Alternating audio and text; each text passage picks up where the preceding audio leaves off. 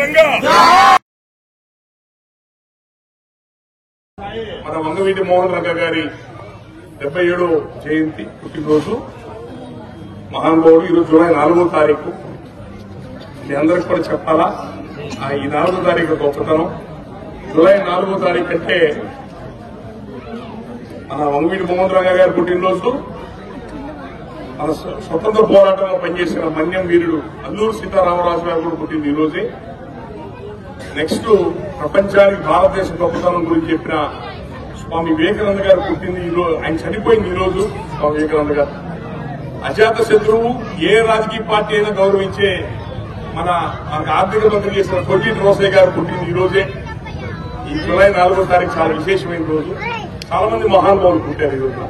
అలాంటి రోజున మన వంగవీటి మోహన్ రంగ గారు పుట్టారు. ఈ పేద బడుగు కలిగిన వర్గాలు, కాపు, బీసీ, ఎస్సీ వర్గాలందరూ కూడా కాశాచుడిగా ఒక బలమైన నాయకుడిగా ఎదిగాడు. బ్రతుకుంటే ముఖ్యమంత్రి అయ్యేవాడు. మన దురదృష్టం రాష్ట్ర రాజకీయాలు ఇంకో రకంగా ఉన్నాయి.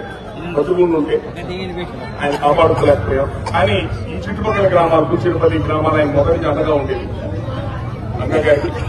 ఈ రోజున మన చిర్రావూరులో ఆయన రంగా గారి ఆయన విగ్రహానికి పూలమాలు వేయటం, మమ్మల్ని అందరూ కూడా పిలవడం, అన్ని ప్రాంతాల నుంచి కూడా ఇక్కడ అందరూ భోజనాలు కార్యక్రమాలు పెట్టుకోవడం సాయంత్రం పూట.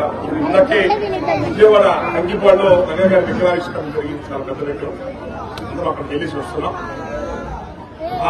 ఊరికినే విగ్రహాలు పెట్టుకోవడం కాదు, ఆయన స్ఫూర్తిని నిలబెట్టుకోండి, గుర్తుపెట్టుకోండి, ఆయన త్యాగాన్ని గుర్తుపెట్టుకోండి. మనందరం ఒక దాటి మీదకి వచ్చి ఐకమత్యంగా ఇలాంటి పోరాట పట్టికతో మనం ముందుకెళ్తున్నామంటే నిరంతరం ఆయన స్ఫూర్తి అది రంగా గారి యొక్క స్ఫూర్తి.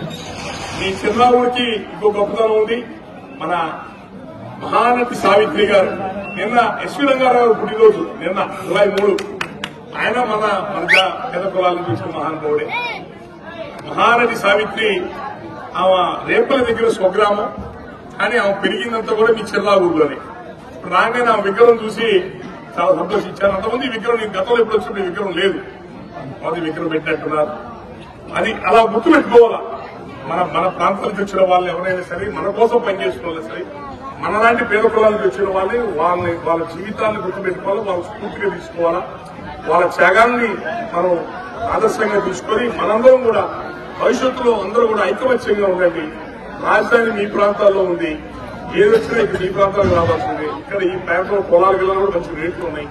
మీరందరూ కూడా ఐకమత్యంగా ఉండండి, ఆర్థికంగా అభివృద్ధి చెందండి, వ్యాపారాలు జాగ్రత్త చేసుకోండి, వ్యవసాయం జాగ్రత్త చేసుకోండి, రాజకీయంగా కలిసి పనిచేసుకోండి. మన రాష్ట్ర ముఖ్యమంత్రి కుమారుడు లోకేష్ స్వయంగా మీ నియోజకవర్గ ఎమ్మెల్యే కదా, అంతే కదా, మీ నియోజకవర్గ ఎమ్మెల్యే అయినా.